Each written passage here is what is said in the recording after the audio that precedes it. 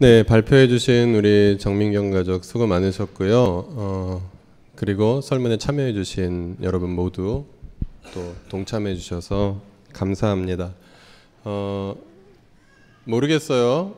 이걸 어떻게 받아들여야 되는지. 네. 우리는 보수일까요? 진보일까요? 대답하지 마시고요. 네.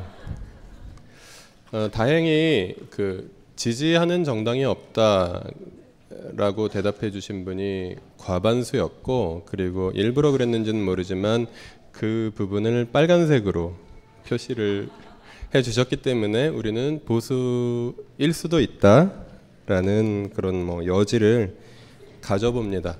그런데 이런 질문을 우리가 스스로에게 던져 보아야죠. 보수와 진보, 이것이 중요한가? 그리고 그것으로 충분한가?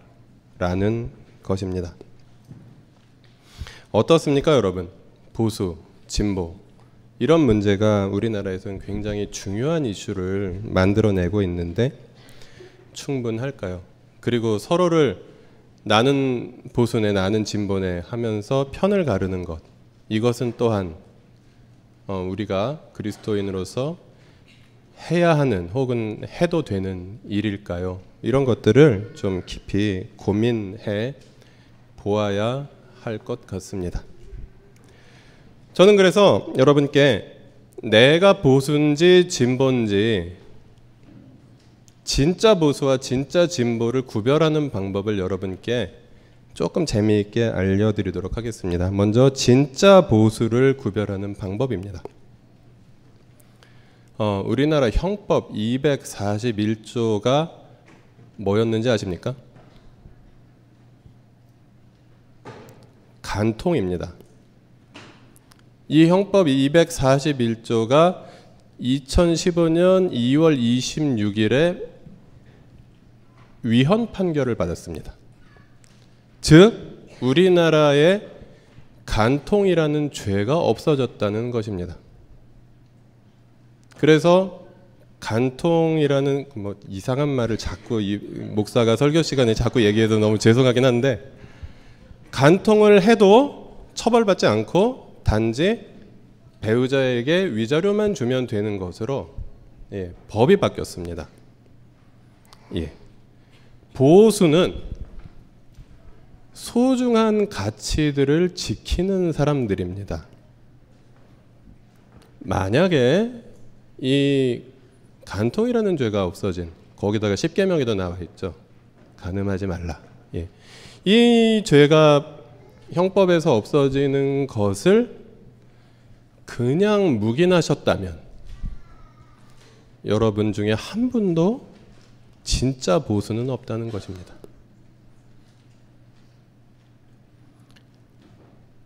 그럼 진짜 진보를 구별하는 방법을 알려드릴까요?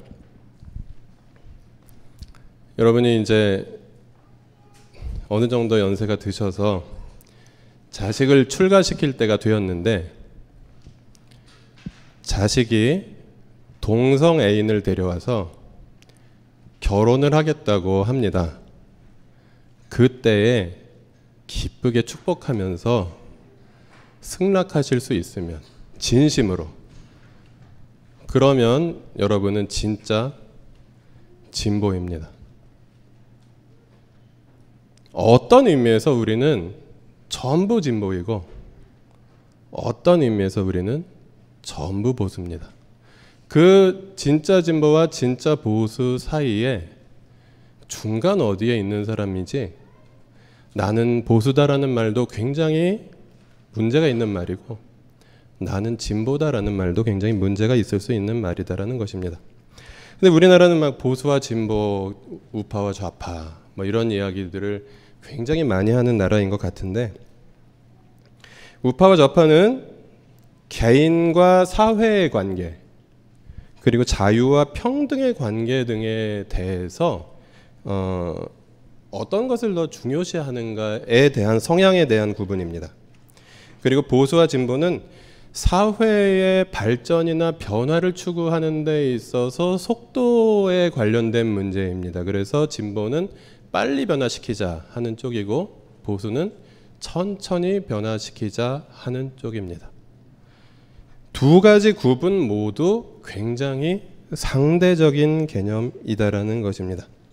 그런데 이 상대적인 개념인 보수와 진보 혹은 좌파와 우파는 또 입장에 따라서, 시대에 따라서, 또 지역에 따라서 굉장히 상대적으로 존재하는 양상을 보입니다. 예를 들어서 과거 우리나라가 개화기에 연애 결혼을 하는 사람들은 진보였습니다. 그러나 오늘날에는 그런 것들은 너무도 당연한 것이죠. 그리고 우리 교회에서 가장 많은 분이 지지하고 있다고 응답하셨던 그 노란색으로 파이가 표시되었던 그 당, 우리나라에서는 진보 정당에 속하지만 유럽 같은 기준으로 보면 한 중도 정도 되는, 지역에 따라서, 시대에 따라서 보수와 진보, 좌파, 우파의 기준은 또 바뀝니다. 그래서 이것은 영원하지도 않고 상대적인 개념이라는 것입니다. 근데 우리나라는 굉장히 양자택일을 강요당하고 우리도 은연중에 양자택일을 하면서 삽니다. 이것도 참 가슴 아픈 일입니다. 현 정권을 지지하는 혼이 정상적인 사람들과 현 정권을 지지하지 않는 혼이 비정상인 사람들로 나눠야 하는 이런 양자택일의 사회는 건강하지 않습니다. 다양성이 존중되는 사회, 그 사람의 생각을 있는 그대로 존중해주는 사회, 그런 사회가 건강하고 바람직합니다. 하물며 하나님의 사랑으로 모인 교회라면 더더욱이나 그러해야 하겠지요. 하나님의 사랑으로 우리가 여기 모여 있는데 우리가 선거 때 누구를 지지하느냐에 따라서 편을 가르거나 혹은 이 교회는 좀 나랑 좀 안 맞는 사람들이 많이 모였네, 그래서 문제가 있는 것 같네, 혹은 이 교회는 나랑 맞는 사람들이 아주 많이 있네, 그래서 좋네, 이런 것은 올바르지 않다는 것입니다. 그래서 우리 교회에도 이런 이름을 가진 분이 계시지만 진영 논리라는 말이 있습니다. 상대적인 것을 절대화하는 그런 잘못된 논리입니다. 이 진영 논리에 빠지면 예를 들어서 한국 전쟁 때 좌익에 의한 양민 학살, 또 우익에 의한 양민 학살, 양쪽 모두에서 일어났습니다. 그러나 양쪽 모두에서 그것을 정당화하는 그런 문제가 있다라는 것입니다. 우리 편이 하는 얘기는 모두 맞다, 우리 편이 아닌 쪽 상대방이 하는 얘기는 모두 틀렸다 라고 이야기하는 것, 이것은 굉장히 잘못된 것이며 그리고 성경적이지도 않은 것이다라고 성경은 이야기하고 있습니다. 그러면 성경은 그리스도인의 정치 참여를 어떻게 말하는가를 살펴보는데, 성경이 정치학 교과서가 아니기 때문에 성경은 그리스도인의 정치 참여를 첫째, 둘째, 셋째 이렇게 하라고 말하지는 않습니다. 그러나 성경 신구약 성경 66권을 잘 살펴보면 시대에 따라서 그리스도인들이, 하나님의 백성들이 어떻게 정치에 참여했는가를 우리가 또 엿볼 수 있고, 그것을 이 시대에 적용할 수 있는 부분들도 또 있다는 사실을 또 발견할 수 있습니다. 그래서 성경은 인생의 모든 문제에 해답이 되는 원리를 준다라고 믿으셔도 틀리지 않습니다. 먼저 적극적으로 정치에 참여했던 사람들이 있었습니다. 구약 시대에는 지난주에도 말씀드렸지만 하나님 나라 백성들이, 하나님의 나라가 실제로 고대 근동에서 부분적으로 이루어졌던 시대였다라고 말씀을 드렸기 때문에 그 나라에서 행정을 맡거나 나라 일을 맡았던 그런 이야기들은 빼고 생각을 해볼 때, 이방 나라에서 하나님 나라의 백성이 공무를 맡았던 그런 예들을 우리가 볼 수 있습니다. 공무를 맡았거나 정치 활동에 참여했던 예들을 볼 수 있는데, 첫 번째는 요셉입니다. 요셉은 아주 오래전에 이집트에서 총리를 맡아서 나라의 일을 돌보았던 건 여러분 다 기억하실 것입니다. 그리고 다니엘입니다. 다니엘은 이스라엘이 망한 뒤에 바빌론에서 총리가 되어서 또 나라 일을 맡았던 것으로 우리가 알고 있고요.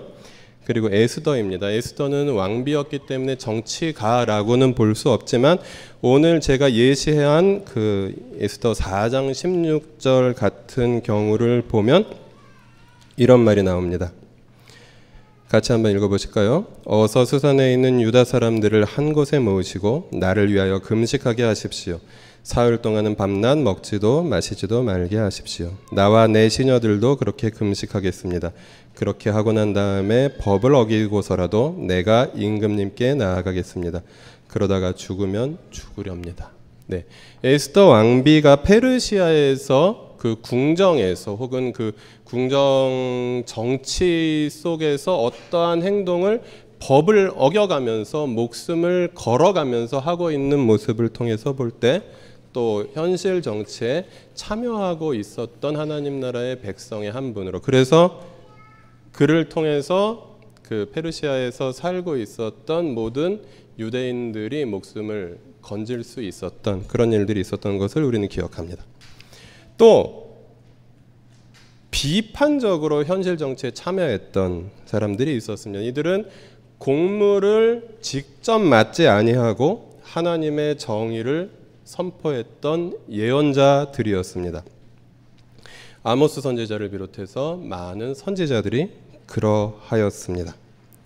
아모스 2장 6절 읽어보실까요? 나 주가 선고한다. 이스라엘이 지은 서너 가지 죄를 내가 용서하지 않겠다. 그들이 돈을 받고 의로운 사람을 팔고 신 한 켤레 값에 빈민을 팔았기 때문이다. 이스라엘의 선지자들은 이스라엘의 왕정에 대해서, 불의한 왕정에 대해서 하나님의 뜻에 의해서 단호히 그들을 비판하고 하나님의 법으로 돌아오라고 외치는 사람들이었습니다. 또 요한계시록 18장 2절 3절 같이 읽겠습니다. 그는 힘찬 소리로 외쳤습니다. 무너졌다, 무너졌다. 큰 도시 바빌론이 무너졌다. 바빌론은 귀신들의 거처가 되고 온갖 더러운 영의 소굴이 되고 더럽고 가증한 온갖 새들의 집이 되었구나.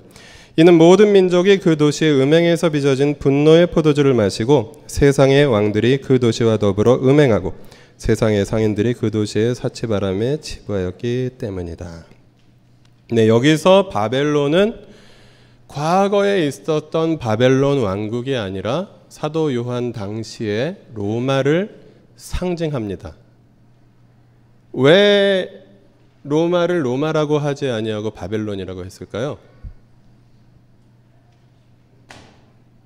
로마 체제에 저항하는 것이 매우 위험한 일이었기 때문이었겠죠. 그래서 우리나라의 일제시대에도 많은 목사님들이 요한계시록을 설교하시면서 일본을 바벨론에 빗대어서 그리고 요한계시록을 많이 다루었던 그런 역사들이 있어 왔습니다. 예언자적인 전통은 구약시대에 잠깐 있었던 전통이 아니라 신구약의 정신을 통해서 계속해서 이어져 오는 정신이라고 볼 수 있었습니다. 그런가 하면 체제에 복종하고 그리고 협력하는 이들도 있었습니다. 정당한 행정 권력에 협조한 이들의 모습을 우리는 바울 서신, 베드로 전후서 등을 통해서 볼 수 있는데요. 우리가 정치와 그리스도인의 관계에 대해서 가장 빈번하게 인용되는 본문 중에 하나인 로마서 13장 1절부터 4절 같이 읽어보겠습니다. 사람은 누구나 위에 있는 권세에 복종해야 합니다. 모든 권세는 하나님께로부터 온 것이며 이미 있는 권세들도 하나님께서 세워주신 것입니다. 그러므로 권세를 거역하는 사람은 하나님의 명을 거역하는 것이요 거역하는 사람은 심판을 받게 될 것입니다. 치안관들은 좋은 일을 하는 사람에게는 두려울 것이 없고 나쁜 일을 하는 사람에게만 두려움이 됩니다. 권세를 행사하는 사람을 두려워하지 않으려거든 좋은 일을 하십시오. 그러면 그에게서 칭찬을 받을 것입니다. 권세를 행사하는 사람은 여러분 각 사람에게 유익을 주려고 일하는 하나님의 일꾼입니다. 그러나 그대가 나쁜 일을 저지를 때에는 두려워해야 합니다. 그는 공연히 칼을 차고 있는 것이 아닙니다. 그는 하나님의 일꾼으로서 나쁜 일을 하는 자에게 하나님의 진노를 집행하는 사람입니다. 네, 이 말씀은 과거 한 80년대에 그 데모하러 나가는 대학생들에게 그들이 다니고 있는 교회 목사님들이 즐겨 말씀하시면서 붙잡고 말리시던 그런 그 소위 18번인 그런 본문이기도 했습니다. 그러나 이것을 올바른 성경 해석학으로 해석을 하기 위해서는 당시의 권세인 황제 체제와 오늘날의 권세인 민주주의 사회, 이것의 차이를 고려해서 해석을 해야 된다는 부분이 또 하나가 있고, 그리고 복종에 대해서 말을 하고 있는데 거기에도 전제가 있습니다. 그것은 4절에 나오죠. 권세를 행사하는 사람은 여러분 각 사람에게 유익을 주려고 일하는 하나님의 일꾼입니다라는 것입니다. 복종의 전제는 사회의 질서 유지, 사회의 평화 유지. 그래서 하나님의 도구로서 그 권세를 행하는 사람이 쓰임을 받고 있다는 전제가 있습니다. 그 전제가 있을 때 복종해야 한다라는 의미이고, 그 전제가 있을 때 협력해야 한다라는 의미입니다. 대표적인 예로 초대교회에서 이런 태도를 견지하고 있었음에도 불구하고 초대교회 성도들은 박해를 받고 고통 속에서 많은 분들이 죽어갔다라는 것을 통해서 기독교는 무조건 체제에 복종하는 종교만은 아니었다라는 것을 또 반면으로 볼 수 있고, 그리고 동시대에 선포된 요한계시록 말씀에서 로마 체제를 바벨론에 비유해서 말하는 것을 통해서 복종과 정당한 행정 권력에 대한 복종과 또 부당한 권력에 대한 저항, 이것은 공존한다라고 볼 수 있습니다. 그래서 성경을 통해서 우리가 볼 때 우리는 정치에 참여해야 하는가, 참여하지 말아야 하는가, 복종해야 하는가, 복종해야 하지 말아야 하는가, 쉽게 정답을 내릴 수 없다라는 것을 깨달을 수 있었습니다. 성경은 우리의 정치 참여에 대해서 이렇게 해라, 저렇게 해라고 한 개의 답을 주지 않는다라는 것입니다. 때로는 적극적으로 참여하고, 때로는 하나님의 백성이 세상 나라에서 공무를 담임할 수도 있으며, 때로는 세상 나라나 혹은 그 나라가 하나님 나라에 가까운 나라라고 해도 그 나라에 대해서 비판적으로 참여할 수도 있으며, 그 나라의 권세가 그래도 정의롭고 평화를 유지하고 질서를 유지하는 쪽이라면 적극적으로 복종하고 그리고 협력할 수도 있고, 그렇지 않을 때에는 저항할 수도 있다라는 것이 성경의 전체적인 가르침이라는 것입니다. 그래서 그 여러 가르침 중에 어느 하나만을 강조해서 그리스도인이나 어떤 공동체의 정치적인 입장을 결정하는 것은 매우 위험한 일이라는 것이죠. 그러면 우리는 어떻게 할 것인가를 이제 살펴보도록 하겠습니다. 적절한 참여와 그리고 협력을 하는 것이 필요하겠다라는 생각을 하는데, 특별히 공동체는, 예를 들어서 나들목 일산교회와 같은 교회는 특별히 한국 사회에서 정치 권력과 어느 정도의 거리를 유지하면서 비판적으로 참여하면서 또 협력하는 것, 이것이 우리 교회의 가장 적절한 공동체적인 정치 참여이겠다라는 말씀입니다. 사회 참여와 관련해서 교회에 세 가지 입장이 있습니다. 하나는 영혼 구원만 강조하는 교회의 입장이 있습니다. 또 하나는 영혼 구원과 사회 정의를 함께 강조하는 교회의 입장이 있습니다. 또 하나는 영혼 구원보다는 사회 정의를 더 강조하는 그런 교회의 입장이 있습니다. 여러분, 어느 입장이 옳은 것입니까? 어느 입장이 절대로 옳다, 절대로 틀렸다라고는 말할 수 없다는 것입니다. 그러나 영혼 구원을 강조하는 교회의 그 순수한 어떤 동기, 이런 것들은 인정되어야 하겠지만, 예를 들어서 장로 대통령 찬성 운동을 선거 기간 중에 하는 일들. 목사님이 설교 시간에 누구를 찍지 않으면 지옥 갈 거다. 누구를 찍는 것이 하나님의 뜻이다. 장로를 찍자. 이렇게 노골적으로 하면서 우리는 영혼 구원을 강조하지 사회 참여를 하지 않는 교회다라고 말하는 것은 거짓말이죠. 이미 사회에 노골적으로 참여하고 있고 선거법까지 위반하면서 말입니다. 그런 것들이 잘못이라는 거죠. 오늘 그 장로 대통령 중에 한 분이 돌아가셨다라는 신문 기사가 나오긴 했지만 장로가 대통령이 되는 것이 중요한 게 아니라 그가 올바른 그리스도인이냐, 그리고 꼭 그리스도인이 대통령이 되는 게 중요한 것이 아니라 올바른 정치인이 능력도 있고 자질도 있고, 네, 그리고 백성들을, 국민들을 존중하는 정치인이 당선되는 것이 중요한 것이고, 교회는 그렇게 되도록 기도하는 것으로 충분하다라는 것입니다. 특정 후보를 위해서 노골적으로 선거에 개입하면서 우리는 정치에 관심 없고 영혼 구원에만 관심 없는 교회입니다, 순수한 교회입니다라고 말하는 것은 굉장히 거짓말이다라는 것입니다. 예, 그리고 예를 들어서 교과서 국정화에 찬성하는 것은 왜 교회가 정치에 개입하냐고 손가락질 받지 않습니다. 교과서 국정화에 반대하는 교회들은 왜 교회가 정치에 참여하느냐고 손가락질을 간혹 받기도 합니다. 이것은 부당하다는 것입니다. 영혼 구원만 강조하면, 순수하게 영혼 구원을 강조하면서 우리는 영혼 구원을 강조하는 교회야 라고 말하는 것은 존중받아야 하고 올바른 태도일 수 있다는 것입니다. 성경을 해석하는 다양한 관점이 있기 때문에 솔직하게 말하자는 것이죠. 근데 우리는 영혼 구원과 사회 정의를 성경이 둘 다 말하고 있다라고 보는 교회입니다. 그래서 우리 찾는 이 중심 가치를 굉장히 중요하게 여기고 복음 전도하는 것, 그리고 우리가 개인적으로 말씀 묵상하고 예배하는 것, 이런 것들을 매우 소중히 여기면서도 사회적인 불의가 있을 때 적절하고 신중하게 참여하기 위해서 노력하는 것. 그러나 실수도 있을 수 있습니다. 그래서 어떤 분들은 지나친 것 같다라고 말씀하시는 분들도 있으시고요.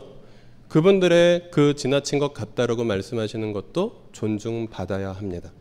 그래서 교회가 공동체적으로 교회 이름으로 정치에 참여하는 일들이 있을 때에는 매우 신중하게 해야 한다라는 것이죠. 네. 미가 6장 8절 말씀 같이 읽어보겠습니다.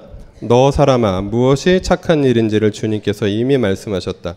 주님께서 너에게 요구하시는 것이 무엇인지도 이미 말씀하셨다. 오로지 공의를 실천하며 인자를 사랑하며 겸손히 내 하나님과 함께 행하는 것이 아니냐. 네, 이것이 영혼 구원과 사회 정의를 함께 강조하는 교회의 어떤 태도를 요약해서 보여주는 말씀이 아닌가 생각합니다. 공의를 실천하고 인자를 사랑하며 겸손히 하나님과 함께 행하는 사람들, 그리고 사회 정의만 강조하는 교회도 있습니다.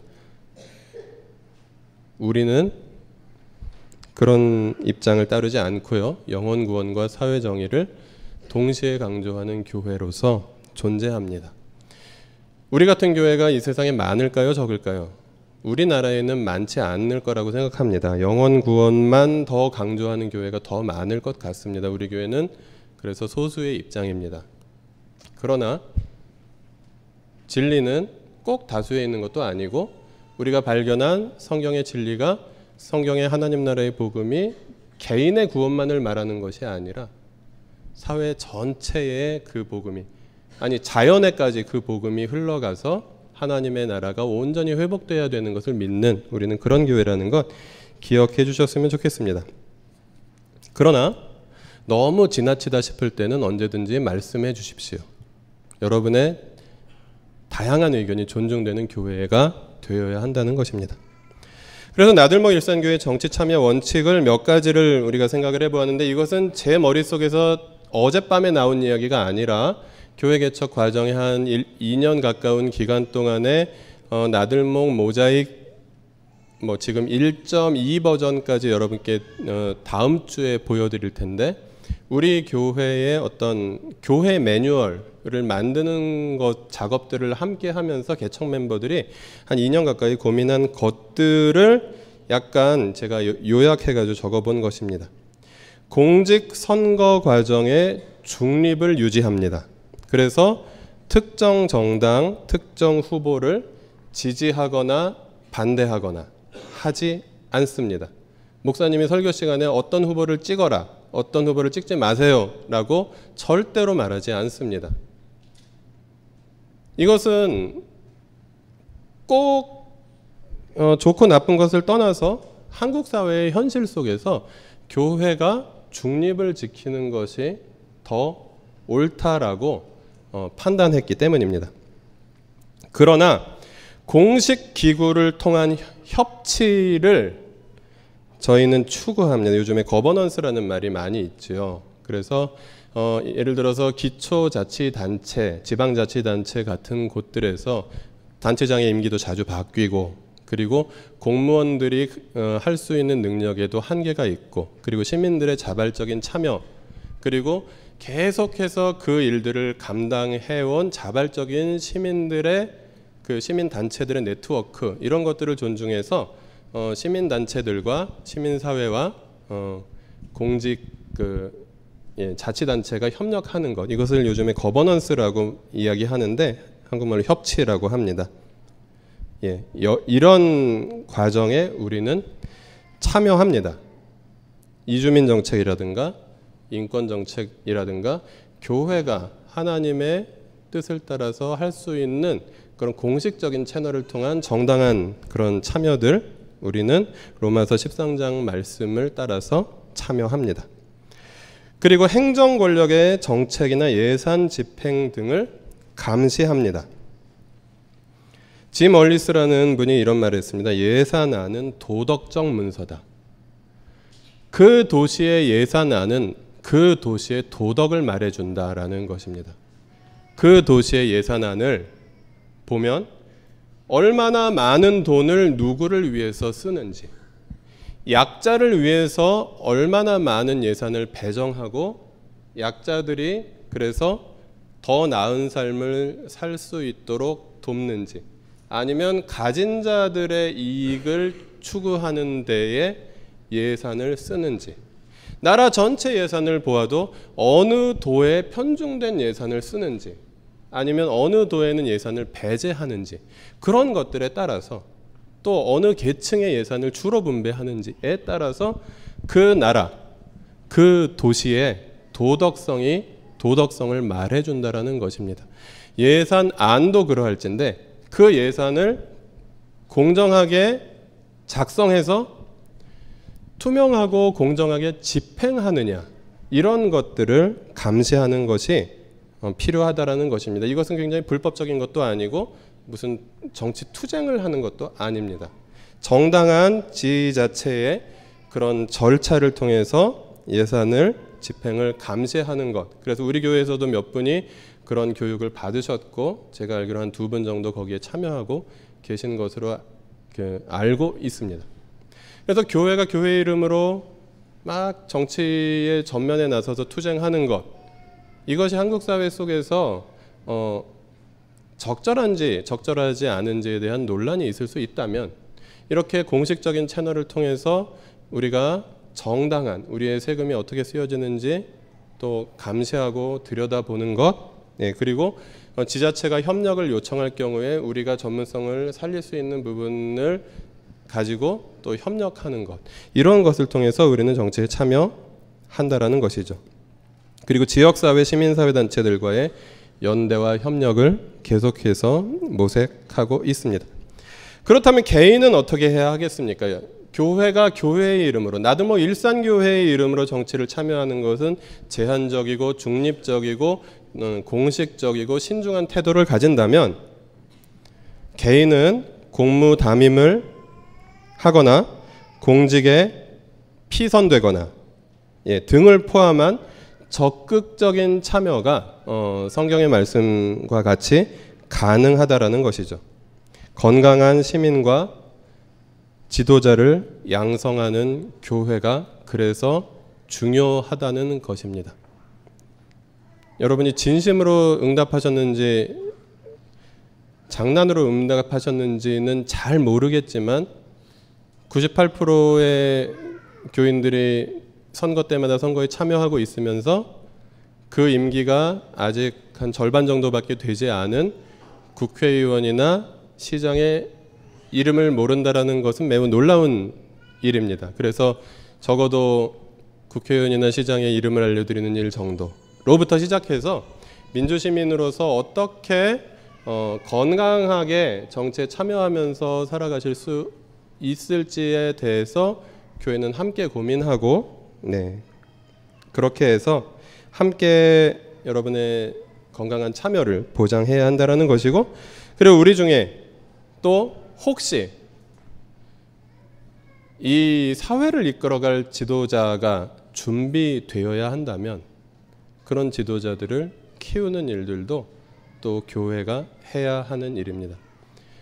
저 사람이 장로니까 대통령이 되어야 한다가 아니라 어려서부터 올바른 하나님 나라의 복음으로 계속해서 건강하게 성장하면서 여러 가지 건강한 훈련을 받고, 그리고 그가 하나님 나라의 복음으로 이 세상의 정치에 또 참여해서 세상을 조금이나마 하나님 나라를 닮은 세상으로 만들어가는 데 일익을 감당할 수 있다면 또 교회는 그런 사람들을 키울 수 있는 그런 요람이 되어야 한다는 것입니다.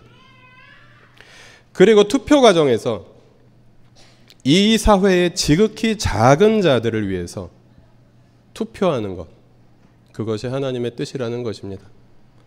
우리가 주택을 소유하고 있다고 해서 주택의 가격을 상승시켜주는 그런 집단의 투표를 하는 것이 아니라 집 없는 사람들이 어떻게 그래도 이 세상에서 편안하게 살 수 있게 해주는가에 대해서 고민하는 집단의 투표를 하는 것, 이것이 더 성경적인 것이라는 것입니다. 그래서 우리는 누구를 찍으세요, 어느 당을 찍으세요라고 교회에서 이야기하지는 않습니다. 그러니까 여러분께서 성경을 깊이 묵상하시면서 내가 이번 선거에서 이 사회의 작은 자들을 위해서 투표할 수 있는 방법은 몇 번을 찍는 것인가 깊이 고민하시고 깊이 기도하시고 그래서 찍는 것이죠. 그래서 투표는 우리의 신앙 고백의 일부라는 사실입니다. 투표해봐야 달라지는 것 별로 없습니다. 그러나 투표하지 않는다면 이 세상은 더 나빠집니다. 하나님 나라를 닮아가는 세상으로 이 세상을 바꾸는 일은 매우 어렵고 오랜 시간의 노력과 눈물과 기도가 필요한 일입니다. 하루아침에 달라지지 않지만 계속해서 한 걸음 한 걸음씩 기도하면서 걸어가는 일들이 우리에게 있어야 하겠습니다. 그렇다면 우리는 이제 보수와 진보를 넘어야 하겠습니다. 보수와 진보, 좌파, 우파가 상대적인 개념이고 일시적인 개념이라고 말씀드렸다면 상대적이고 일시적인 개념에 충성하는 사람들은 얼마나 어리석은 사람들입니까? 영원하신 하나님의 뜻을 묻는 사람들. 그래서 여러분이 어떤 정치적인 또 사회적인 그런 경제적인 행동을 하실 때 나는 보수니까 이래야 돼 라는 생각을 절대로 하시지 마시기 바랍니다. 진보도 마찬가지입니다. 나는 진보니까 이래야 돼 라는 생각을 절대로 하지 마시기 바랍니다. 하나님께서 이 사안에 대해서 어떻게 말씀하시는가를 영원하신 하나님의 말씀에 귀를 기울이면서 하나님의 뜻을 물으며 묵상하고 그리고 그 깨달음을 조심스럽게 실천하며 그것도 우리가 개인적인 묵상으로 끝나는 것이 아니라 공동체가 함께 고민하면서 그 묵상이 더 올바른 묵상에 가까워질 수 있도록 도와드릴 것이며 그래서 함께 길을 찾아가는 것이 중요합니다. 그런데 시대가 그 성경이 기록된 고대 사회와 지금은 조금 많이 달라졌습니다. 예를 들어서 그 당시에는 선거도 거의 없었고 민주주의라는 단어조차 없었습니다. 그래서 성경에 민주주의가 나오지 않는다고 해서 민주주의가 성경적이 아닌 것은 절대로 아닙니다. 어떤 사안에 대해서 성경이 명시적으로 말하지 않을 때, 예를 들어서 성경을 우리는 요즘에는 검색도 가능하지 않습니까? 그래서 컴퓨터 성경으로 검색을 하는데 민주주의 검색하면 나오지 않습니다. 그러면 이것은 성경이 말하지 않는구나라고 생각하는 것이 아니라 우리가 지금까지 배워온 하나님 나라 복음의 원리에 입각해서 판단 기준을 우리가 생각해 볼 수 있다는 것입니다. 4가지 정도의 판단 기준으로 생각해 볼 수 있을 것 같습니다. 먼저 하나님과의 관계입니다. 이 정책이 하나님이 기뻐하시는 정책인가? 우리는 판단할 수 있을 것입니다. 그리고 자신과의 관계입니다. 하나님 앞에서 나 자신의 신앙과 양심에 이 정책을 지지하거나 반대하는 것은 올바른 일인가? 혹시 부끄럽지는 않은가? 깊이 생각해 볼 수 있다는 것입니다. 그리고 이웃과의 관계입니다. 이 정책을 지지하거나 반대하는 것은 나의 이웃들의 행복에 어떤 영향을 미치는가? 그리고 이 사회에 가장 작고 보잘것없는 사람들이라고 예수님께서 마태복음 25장에서 말씀하신 그 작고 약한 사람들의 행복에 어떤 영향을 미치는가를 고민하면서 답을 찾아가셔야 된다는 것입니다. 그리고 세상과의 관계입니다. 이 정책이 세상의 정의와 평화에 어떤 영향을 미치는가? 환경 보존에 어떤 영향을 미치는가? 그리고 장기적으로 인류 전체의 행복에 어떤 영향을 미치는가?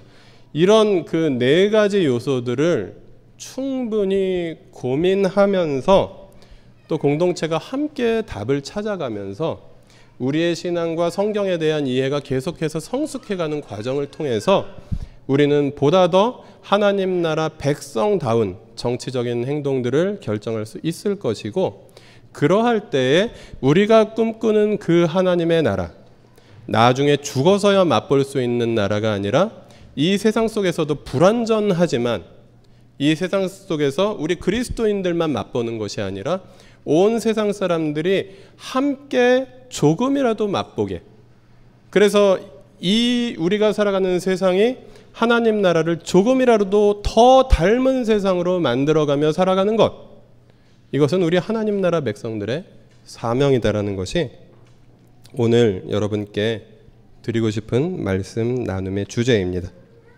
여러분 생각해 보십시오. 우리는 살아갑니다. 우리는 나이 들어갑니다. 우리는 아이들을 낳고 키웁니다. 우리 아이들이 장성하고 있습니다. 우리 아이들이 우리의 나이가 되었을 때 그 세상은 지금보다 나은 세상이어야 하겠습니까? 지금보다 나쁜 세상이어야 하겠습니까? 인간의 노력이 다 부질없는 것이라고 해서 우리 아이들에게도 나쁜 세상, 지금보다 별로 나을 것 없는 세상을 물려주려는 마음을 먹어버리는 것이 그리스도인으로서 올바르겠습니까? 하나님 나라를 조금이라도 더 닮은 세상을 만들어가는 일에 함께 기도하면서 개인적으로, 공동체적으로, 또 하나님께서 기뻐하시는 적절한 방법으로 참여하면서 노력하는 일, 그것은 하나님께서 우리에게 맡겨주신 사명이다라는 것입니다. 그래서 사랑하는 여러분, 보수와 진보의 편에 서지 마시고 하나님의 편에 서기 위해서 치열하게 기도하시고, 그리고 치열하게 고민하시고 함께 답을 찾아가는 공동체가 되어야 하겠습니다.